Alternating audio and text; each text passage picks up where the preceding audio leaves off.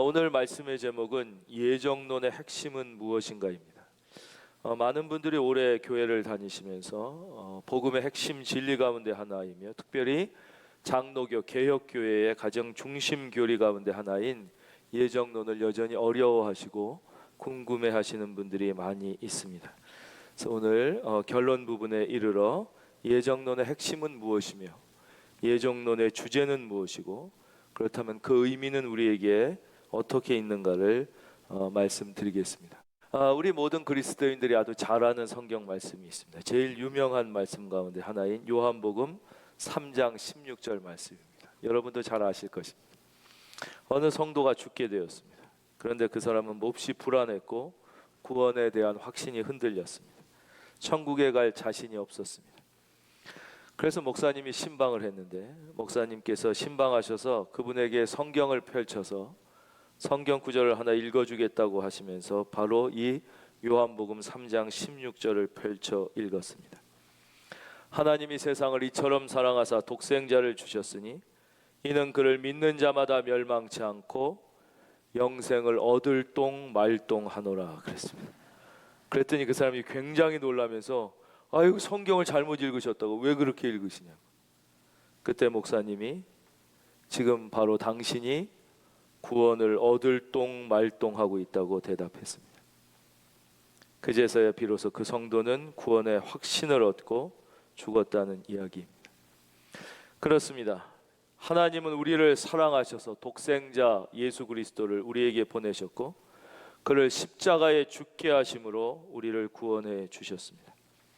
바로 우리를 위하여 우리를 구원하시기 위하여 십자가에 달려 죽으신 그 나사렛 예수 그리스도께서 바로 살아계셔서 날 때부터 안진뱅이 된 이 거지를 일으켜 세워 주셨습니다. 베드로는 이 안진뱅이를 일으킨 것은 내가 아니라 나사렛 예수 그리스도 바로 예수님이라고 고백했습니다.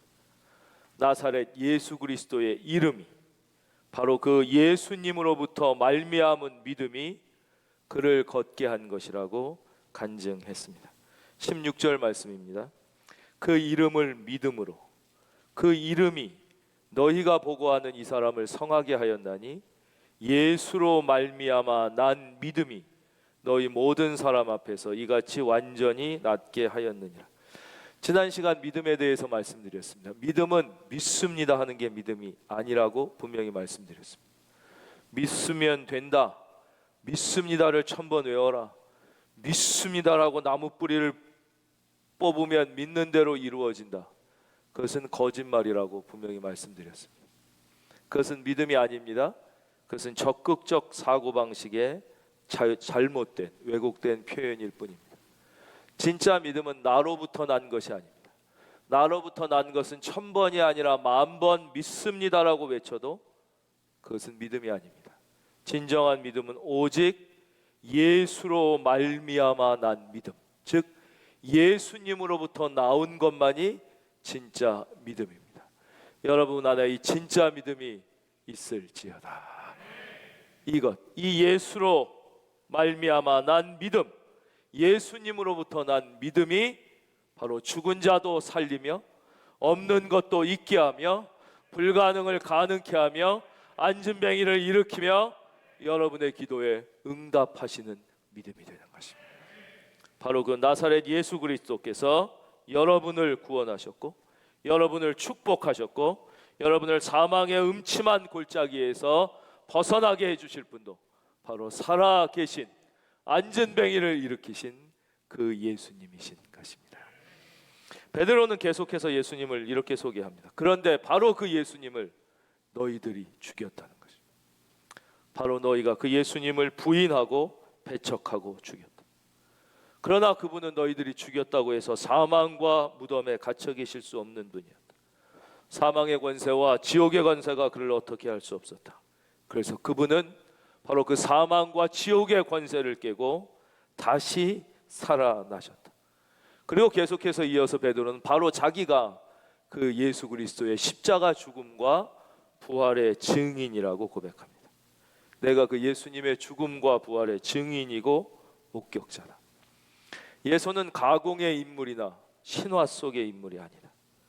예수는 실제의 인물이며 그분은 지금 살아 역사하시는 분이며 지금 너희들이 보고 충격받은 바로 그 사건, 날 때부터 안진뱅이 돼 거지로 먹고 살던 그 사람을 일으켜서 걷고 뛰며 찬양하게 하신 바로 그분이 예수 그리스도시다. 사랑하는 성도님들에게 묻겠습니다. 여러분은 예수 그리스도를 여러분의 친구와 가족들에게 어떻게 소개하고 있습니까? 여러분은 내가 십자가의 증인이라고, 예수 십자가의 증인이라고 말할 수 있습니까? 여러분은 예수님이 부활하셨다는 사실에 대하여 내가 그 일의 분명한 목격자며 증인이라, 내 목에 칼이 들어와도 나는 그것을 증거할 수 있다고 말할 수 있습니까? 베드로는 그렇게 했습니다. 그는 여기서 멈추지 않고 예수님을 사람들에게 더 깊이 소개하고 싶었습니다. 그래서 베드로는 드디어 성경의 놀라운 진리 가운데 하나인 예정론을 통하여 예수님을 새롭게 소개하고 있습니다. 그 말씀이 바로 20절의 말씀입니다. 또 주께서 너희를 위하여 예정하신 그리스도 곧 예수를 보내시리니. 하나님은 이미 아주 오래전부터 바로 여러분을 위하여 예수님을 보내시기로 예정하셨습니다. 하나님은 예수 그리스도를 예정하시고 지정하시고 인치시고 준비시키시고 계획하셨습니다. 즉 하나님은 예수님을 그냥 어느 날 갑자기 보내신 것이 아니라는 것입니다. 그냥 보내신 게 아니라는 것입니다. 하나님은 치밀한 예정과 섭리와 계획 가운데 하나님의 역사하시는 섭리로 예수 그리스도를 우리에게 보내신 것입니다. 예수님은 그냥 보냄을 받은 것도 아니고 인간으로 태어났다가 구세주가 된 것은 더욱 아닙니다.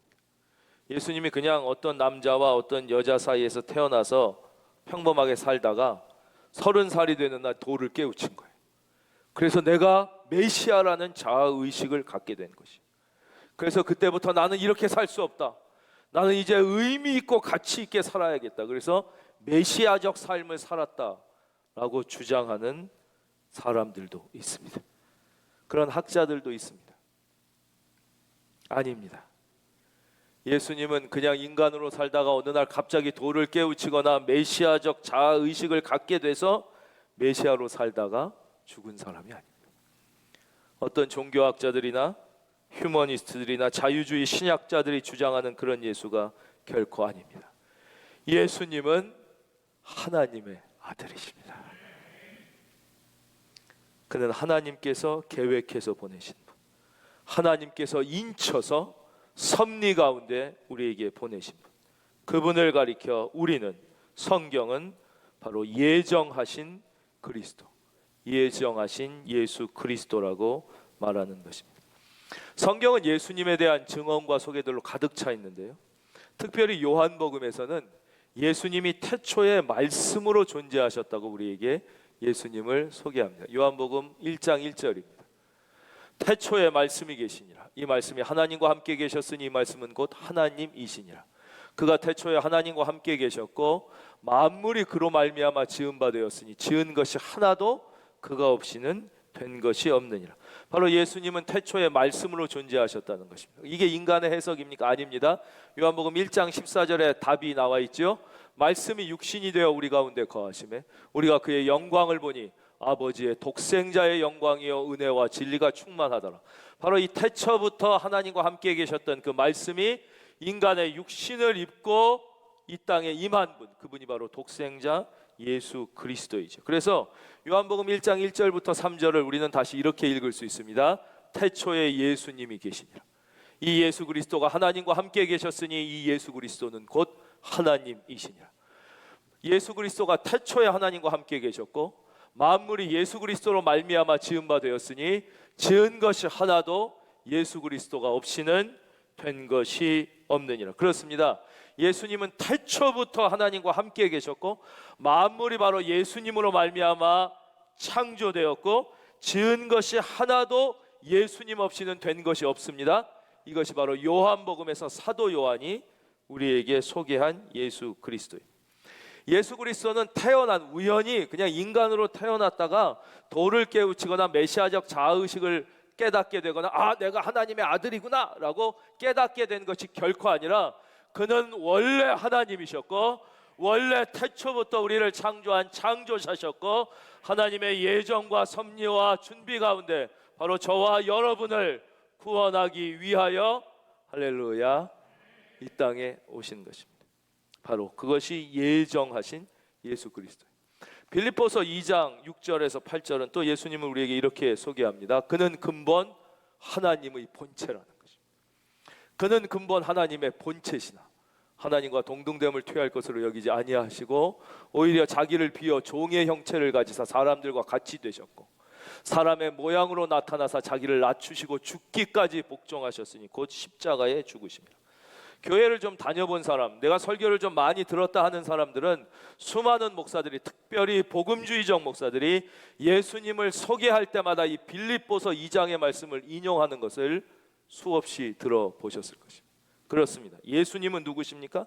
그는 근본 하나님이셨습니다. 다시 보겠습니다. 빌립보서 2장 6절, 그는 근본 하나님의 본체이십니다. 하나님과 비슷한 존재가 아니었습니다. 하나님과 닮은 분이 아니라 예수님은 하나님의 본체셨습니다. 근데 예수님의 위대함이 어디에 있습니까? 그는 하나님의 본체셨으나 하나님과 동등됨을 취할 것으로 여기지 아니하시고 오히려 자기를 비어, 창조주이신 하나님께서 자기를 비어 피조물 인간의 육체를 입고 사람이 되신 것입니다. 사람들과 같이 되셨습니다. 그리고 사람의 모양으로 나타나, 그게 예수 그리스도예요. 하나님이 사람의 모양으로 나타나. 예수님의 위대함은 또 여기에 있습니다. 자기의 하나님됨을 포기하셨을 뿐만 아니라 사람들이 가장 되기 싫어하는 천한 종이 되신 거죠. 사람들은 누구나 다 높아지기를 원하고 훌륭해지기를 원합니다. 그러나 예수님은 인간이 제일 되기 싫어하는 천한 종의 신분으로 가장 낮은 자리 말 구유에 오셨습니다.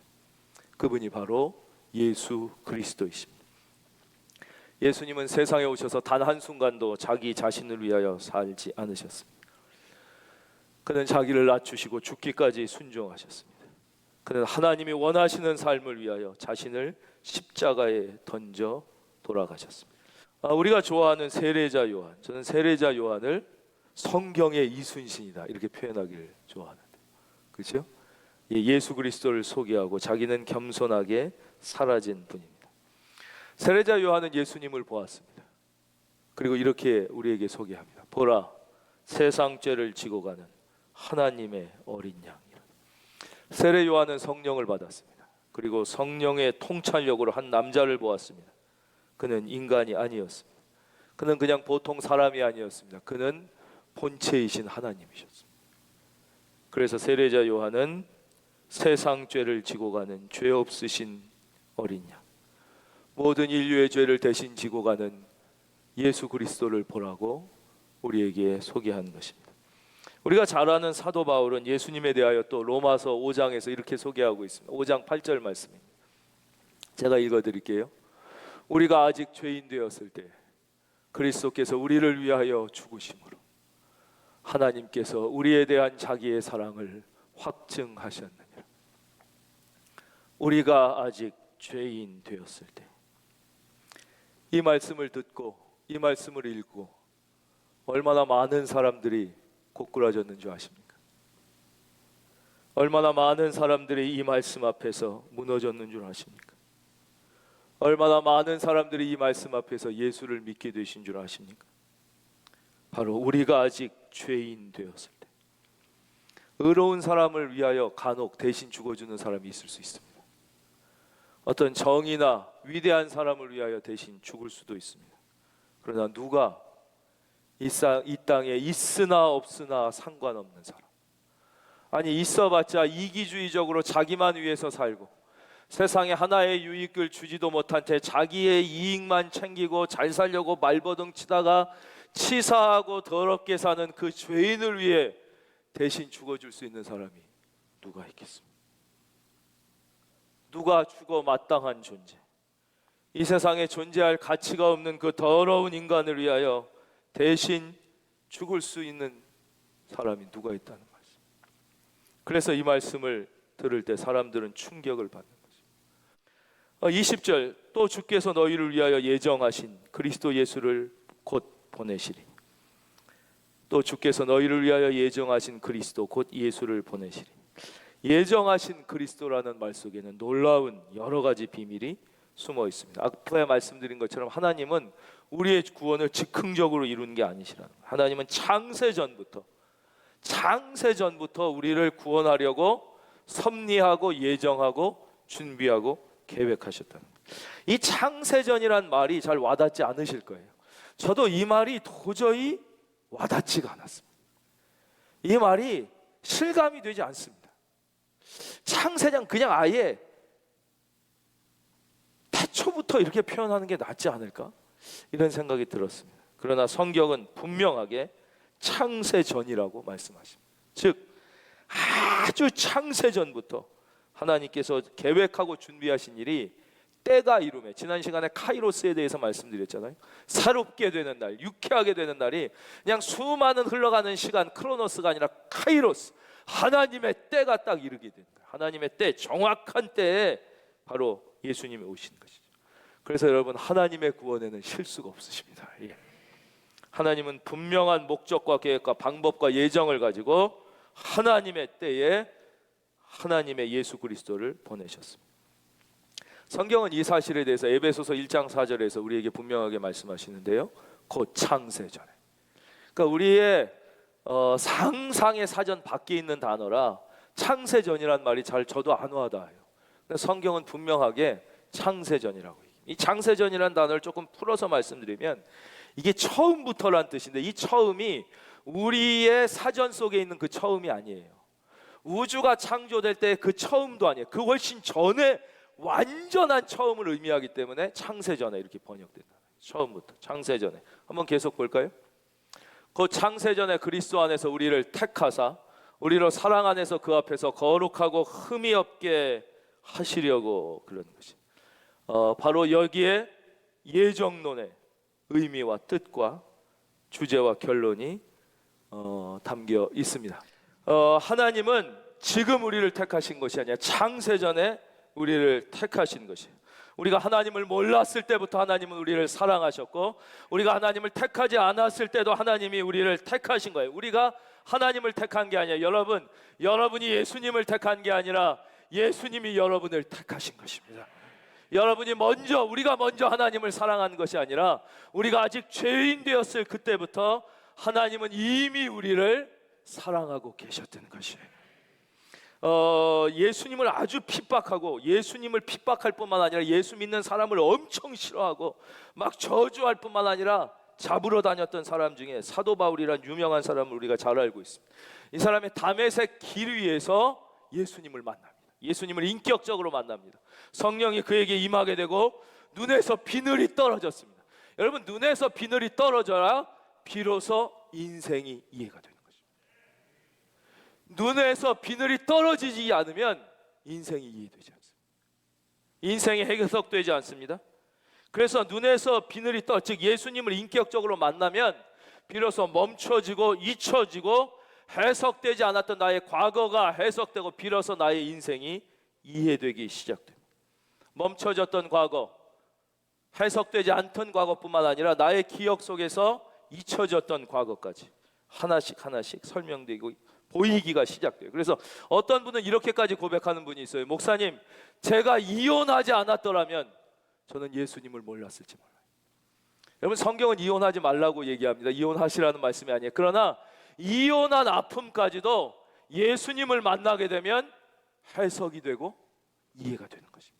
왜 나에게 그런 아픔이 있었는지, 내가 왜 지금 이런 고난을 당하고 있는지, 나에게 왜 이런 어려움이 있는지, 아니 내가 왜 그런 가정에서 태어나야만 했는지, 내가 왜 지금 이런 가정에서 살고 있는, 내가 왜 이 여자를 만나 살아야 되고 내가 왜 이 남자를 만나 살아야 되는지, 왜 내가 이런 어머니와 아버지 밑에서 태어났는지까지 해석할 수 있습니다. 아니, 왜 나에게 우리 가정에 이런 자녀를 주셨는지도 눈에 비늘이 벗겨지기 전까지는 해석되지 않습니다.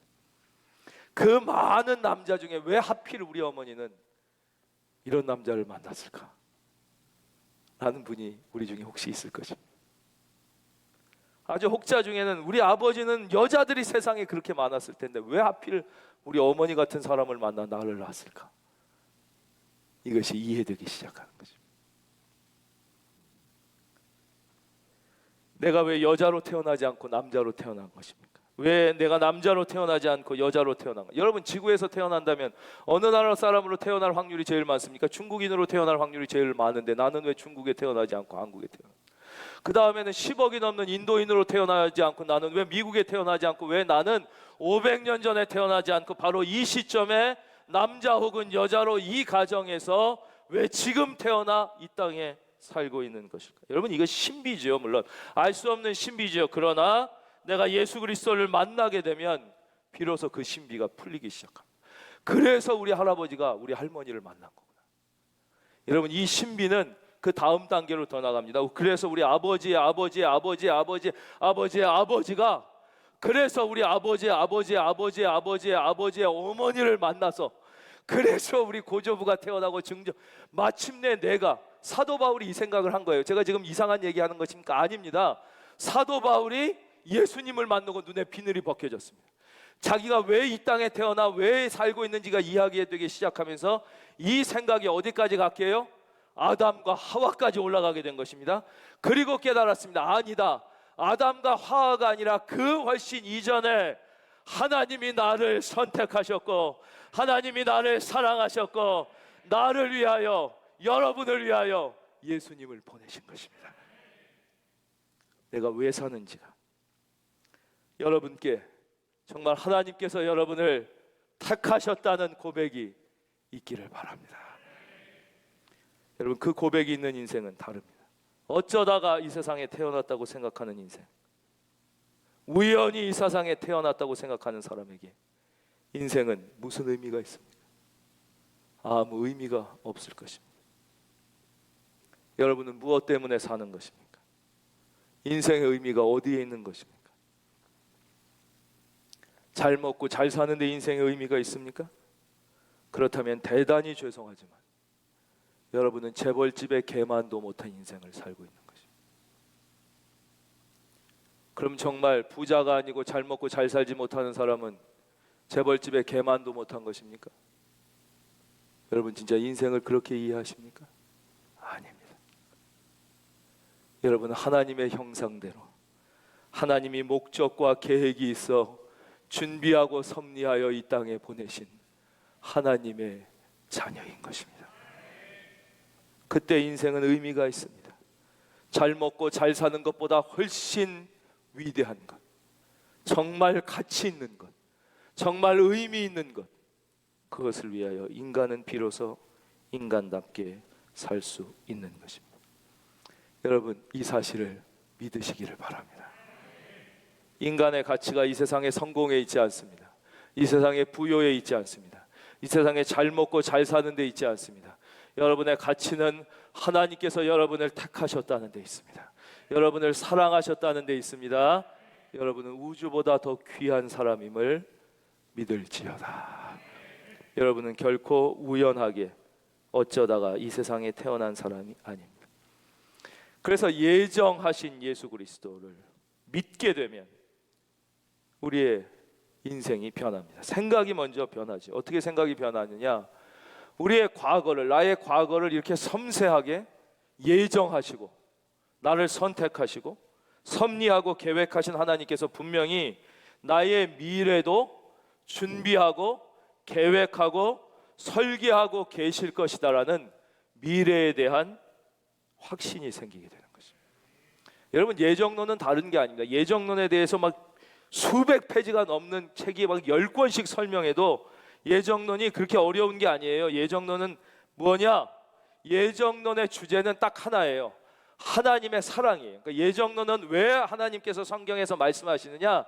하나님이 나를 사랑하셨다는 것을 말씀하시는 거예요. 예정론의 모든 주제는 뭐냐? 하나님이 나를 사랑하셨다는 것이고, 그럼 예정론의 결론은 뭐예요? 의미는 뭐예요? 그러니까 안심해도 된다는 것이에요. 예정론의 주제는 하나님이 나를 사랑하셨다는 것이고, 그러니까 어때도 된다고요? 그러니까 불필요한 두려움과 근심을 갖지 말고 따라하겠습니까? 그러니까 안심해도 된다. 여러분 안심하시기를 바랍니다. 근데 예수를 믿고도 방정맞은 생각을 하는 사람들이 있습니다. 나의 인생은 잘못될지도 몰라. 이러다가 나는 무슨 뭐 이렇게 늙어서 비참하게 살지도 몰라. 젊은 애들은 야 이러다가 나는 평생 제대로 한 직장을 갖지 못하게 될지도 몰라. 난 이러다가는 뭐 결혼도 못할지 몰라. 뭐 이런 생각을 하는 사람들이 있습니다. 예. 난 이러다 망할지 몰라. 아유 나는 미칠지 몰라. 이렇게 불면증이 계속한데 나는 이럴지 몰라. 나는 이러니까 뭐 어떻게 될지 몰라. 여러분 이런 방정맞은 생각을 하고 있다면, 여러분 미래가 불안하다면 여러분 예수님을 믿으십시오.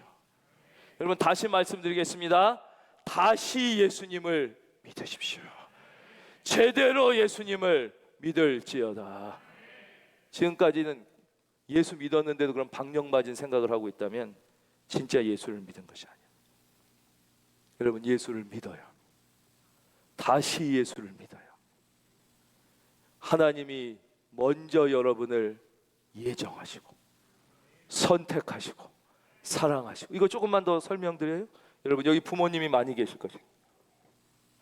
모든 부모는 자녀를 위하여 최선의 것을 준비합니다. 자기의 능력이 안 돼 못할 뿐이지. 모든 부모는 자녀를 위하여 최선의 것을 준비합니다. 그리고 자녀가 잘 따라와 주기만 한다면 내가 어떤 고생을 해도 대학까지는 공부시키겠다는 마음을 모든 부모들은 갖고 있습니다. 여러분 하나님은 여러분을 위하여 이런 계획을 가지고 계시는 것입니다. 다만 부모는 능력이 없어서 못할 수도 있어요. 예. 그러나 하나님은 전능하신 분이에요. 부모님보다 여러분을 더 사랑하시는 분이에요. 하나님은 여러분을 위하여 최선의 계획을 가지고 계시고 최선의 목표를 가지고 계시고 최선의 계획을 가지고 계시는 것이에요. 여러분이 잘 따라와 주기만 한다면. 여러분 다시 여러분에게 말씀드리겠습니다. 여러분 예수님을 믿으시기를 바랍니다. 다시 믿으시기를 주의 이름으로 축원합니다. 그거에 대해서 성경은 히브리서 2장 3절에서 우리에게 이렇게 설명합니다. 우리가 이같이 큰 구원을, 하나님께서 예정하셔서 나를 구원해 주신 구원을 큰 구원이라고 해요. 등한히 여기면 어찌 그 보응을 피하리요. 이 구원은 처음에 주로 말씀하신 바요, 들은 자들이 우리에게 확증한 바. 저를 봐주십시오. 근데 이 하나님께서 태초부터 섭리하시고 계획하시고 나를 구원하시고 우리를 자녀 삼으신 이것을, 이 구원은 어떤 구원이냐? 큰 구원이에요. 그냥 이해가 잘 안 가셔도 우리가 받은 이 구원은 큰 구원이고 위대한 구원이고 우주적 구원이고 엄청난 구원이라는 거예요. 이걸 왜 자꾸 말씀드리냐? 그런데 많은 우리가 크리스찬들이 하는 실수가 이 구원을 작은 구원, 별 볼 일 없는 구원, 위대하지 않은 구원으로 이 구원을 등한시하는 거예요. 이것을 마틴 루터나 본 회퍼 같은 목사님은 뭐라고 표현하셨느냐? 값비싼 구원을 그리스도인들이 값싼 구원으로 전락시켰다. 그러니까 뭐 구원을 받는데 30년 도를 닦아야 된다든가, 하다못해서 네 전 재산을 바쳐야지 구원을 받는다든가, 하다못해 아니면 팔이라도 하나 잘라서 바쳐야 구원을 받는다 그러질 않고 그냥 믿기만 하면 구원을 주신다. 그러니까 이 믿기만 하면 구원을 주시기 위한 그 창세전에 하나님의 계획과 섭리와 예수 그리스도의 그 어마어마한 사랑, 위대한 구원, 엄청난 구원, 큰 구원인데 이거를 그냥 별 볼 일 없는 구원으로 생각해 버려가지고 우리의 마음속에 날마다 이 구원에 대한 감사와 감격과 기쁨과 찬양이 있는 게 아니라 현실에 대한 원망과 불평과 불안과 근심과 걱정이 구원보다 우리의 그리스도인의 삶의 자리에 더 큰 자리를 차지해서 이 구원을 위대한 구원이 아니라 별 볼 일 없는 구원으로 전락시키는 것이 오늘 현대 그리스도인의 비극이며 이것이 오늘 현대교회의 비극입니다. 여러분 이 땅에서 복 받기를 바라요. 이 땅에서 잘 되기를 바라요. 그러나 이 땅에서 받는 어떤 복과 잘 되는 걸 다 합쳐도 여러분이 이미 받은 구원이 더 위대하고 크다는 사실을 믿으시기를 주의 이름으로 축원합니다. 그 구원이 우리 안에 큰 구원이 될 때 여러분 안에서는 진짜 기적이, 여러분 우리가 받은 구원은 큰 구원임을 고백할 수 있기를 바랍니다. 예, 이제 마지막으로 21절만 설명해 드리고 말씀 맺겠습니다. 21절은 조금 설명이 필요한 말씀이에요. 하나님이 영원 전부터 거룩한 선지자들의 입을 통하여 말씀하신 바 만물을 회복하실 때까지는 하늘이 마땅히 그를 받아두리라. 그래서 우리는 사도신경에서 이렇게 고백하지요. 하나님 보좌 우편에 앉아 계시다가 저리로서 산자와 죽은 자를 심판하러 오시리라. 그것에 대한 말씀인데요. 19절 그러므로 너희가 회개하고 돌이켜 너희 죄 없이 함을 받으라. 이같이 하면 새롭게 되는 날, 유쾌하게 되는 날, 구원의 날이 임하는데 이게 끊임없이 계속되는 게 아니라는 것입니다. 우리가 회개하고 돌이키면 죄 없이 함을 받고 새롭게 되는, 유쾌하게 되는 구원을 받게 되는데 이게 언제냐? 바로 주님의 재림 전까지라는 거예요. 그러니까 하나님께서 우리를 구원하신 것도 예정하셨 뿐만 아니라 이 예정하신 그리스도께서 재림하셔서 산자와 죽은 자를 심판하시는 것도 예정되어 있는 것이죠. 근데 언제 오시느냐? 바로 21절 만물을 회복하실 때까지는 하늘이 마땅히 그를 받아들이라. 만물이 회복되는 그때 이제 예수 그리스도의 재림, 최후의 심판이 있는 것입니다. 만물이 회복될 때까지라는 뜻은 뭐냐면 첫째는 온 우주 모든 피조물이 완전한 회복을 이룬다는 의미입니다. 즉 모든 피조물 자연이 고통과 사멸의 종살이에서 해방되는 것입니다. 하나님께서 새 하늘과 새 땅. 어렸을 때 불렀던 이런 찬양 기억나세요? 뭐 사막에 샘이 넘쳐 흐리리라, 사막에 꽃이 피어 향내 내리라, 뭐 사자들이 어린 양과 뛰놀고, 뭐 독사굴에 손을 넣어도 그 하나님이 원래 창조하셨던 모든 자연 피조물이 죽음과 고통과 사멸의 종살이에서 해방되고 하나님께서 완전한 새 하늘과 새 땅을 다시 여는 날. 이제 자세한 설명이 그게 쓰여 있는 성경책이 요한계시록이죠. 바로 그때입니다. 이걸 다시 이제 영적으로 신학적으로 설명해 드리면 그날은 바로 하나님의 확정하신 모든 약속이 완성되는 그날입니다. 그날 바로 모든 자연 피조물이 고통과 사멸의 종살이에서 해방되고 마침내 보좌 우편에 앉아 계셨던 주님께서 산자와 죽은 자를 살아있는 자뿐만 아니라 모든 죽은 자까지도 심판하시는 최후의 심판주로 재림하게 되시는 것입니다. 22절부터 계속하여 이제 베드로는 모세와 다윗과 아브라함을 통하여 예수님을 소개해주고 있습니다. 예정론 말씀드렸죠. 다시 말씀드리지만 예정론의 주제는 하나님이 나를 사랑하신다는 것이 하나님의 사랑이고, 그러니까 결론은 그러니까 안심해도 된다는 것이라고 말씀드립니다. 이번 한 주도 불안해하지 말고 너무 불필요한 두려움과 염려에서 해방되셔서 그 나를 사랑하신 그 하나님과 함께 안심하며 승리하는 한 주 되시길 주의 이름으로 축원합니다.